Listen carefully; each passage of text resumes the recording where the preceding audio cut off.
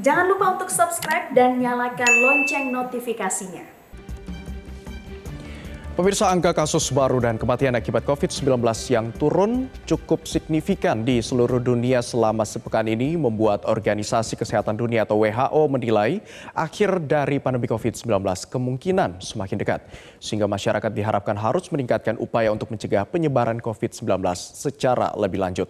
Lantas seperti apa data angka COVID-19 secara global dan bagaimana upaya vaksinasi COVID-19 di tanah air? Kami akan paparkan untuk Anda dalam infografis berikut ini. Kita akan lihat dulu seperti apa data global COVID-19 yang dikatakan oleh WHO trennya mengalami penurunan untuk data periode dari tanggal 5 hingga 11 September 2022.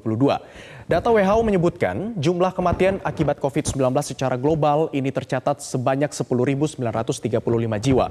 Kalau ditelaah secara dalam, angka ini mengalami penurunan sebesar 22% jika dibandingkan datanya pada pekan sebelumnya atau minggu sebelumnya. Hal yang sama ini juga terjadi pada jumlah kasus COVID-19 secara global. Jumlah kasus terkonfirmasi untuk COVID-19 di dunia ini angkanya mencapai 3,13 juta kasus. Ternyata setelah ditelaah, angka ini mengalami penurunan sebesar 28% jika dibandingkan dari pekan sebelumnya atau pada minggu lalu untuk data dari tanggal 5 hingga 11 September 2022. Meski mengalami tren penurunan, namun dari WHO sendiri mengatakan bahwa jangan terlena dengan data tersebut karena kita belum sampai di sana atau belum sampai di akhir pandemi. Tetapi ujungnya memang sudah terlihat. Kita bisa melihat garis finishnya, kita sekarang dalam posisi yang unggul. Dikatakan oleh Tedros Adhanom Ghebreyesus, Direktur Jenderal WHO pada saat konferensi pers di Jenewa. Lantas pertanyaannya, seperti apa data COVID-19 selama satu pekan terakhir di Indonesia? Kita akan lihat untuk trennya pemirsa. Memang ini masih cukup fluktuatif. Kalau kita lihat data di tanggal 7 September, ini untuk angka kasus baru berada di angka 3.500. Kemudian tanggal 8 juga masih berada di angka 3.000 hingga tanggal 9 ini mengalami sedikit penurunan di angka 2.800. Kemudian juga terus menurun dan sedikit fluktuatif hingga tanggal 12. Namun ada sedikit penambahan dan juga fluktuatif begitu hingga tanggal 13 dan juga 15. Artinya memang tren data COVID-19 di tanah air ini masih cukup fluktuatif. Sehingga memang dari Menteri Kesehatan kalau kita lihat pernyataannya ada beberapa tantangan dari Indonesia untuk keluar dari status pandemi COVID-19. Budi Gunadi Sadikin, Menteri Kesehatan Republik Indonesia mengatakan salah satu tantangan untuk lepas dari status pandemi COVID-19 adalah cakupan vaksinasi sebagai penguat untuk terhindar dari COVID-19 atau booster di Indonesia. Nah, kalau kita lihat booster di Indonesia masih relatif rendah di kisaran 60% dari total sasaran sebanyak 236,66 juta jiwa. Pertanyaan selanjutnya, sudah sejauh mana capaian vaksinasi COVID-19 di tanah air hingga hari ini? Kalau kita lihat datanya, ini untuk jumlah total divaksinasi untuk data terakhir ya, pemirsa di tanggal 15 September 2022. Untuk dosis yang pertama sudah mencapai 204.232.501 dosis untuk dosis pertama yang disuntikan kepada warga atau capaiannya sudah mencapai 87,03%. Untuk dosis kedua atau dosis lengkap angkanya baru mencapai 170.843.370 atau sudah mencapai 72,80%. Sementara dosis ketiga atau dosis booster angkanya sudah mencapai 62.173.952 atau baru mencapai angka 26,49%. Nah, baru-baru ini atau beberapa waktu yang lalu pemerintah juga sudah menyiapkan atau menyuntikkan booster ke vaksin keempat.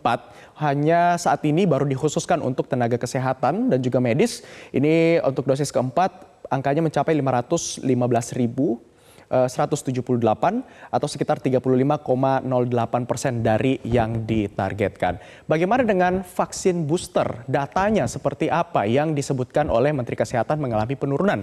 Kita akan bandingkan datanya untuk di bulan April tahun 2022 ini ditemukan bahwa perbandingan vaksin booster COVID-19 untuk bulan April sendiri angkanya mencapai 1 juta suntikan per hari. Sementara data mengatakan di bulan Agustus kemarin hanya sekitar 120.000 suntikan per hari. Artinya ini mengalami tren penurunan jika dibandingkan dengan bulan April. Sementara untuk target di bulan Desember atau di akhir tahun ini, pemerintah menargetkan 100 juta dosis vaksin booster atau dosis ketiga ini bisa disuntikan ke masyarakat sampai dengan bulan Desember nanti. Kemudian ada beberapa vaksin COVID-19 yang juga disuntikan ke masyarakat. Ini diharapkan dapat memberikan kekebalan dan juga imunitas terhadap COVID-19. Tentunya ini sebagai salah satu upaya dari pemerintah agar COVID-19 tidak meledak di tanah air.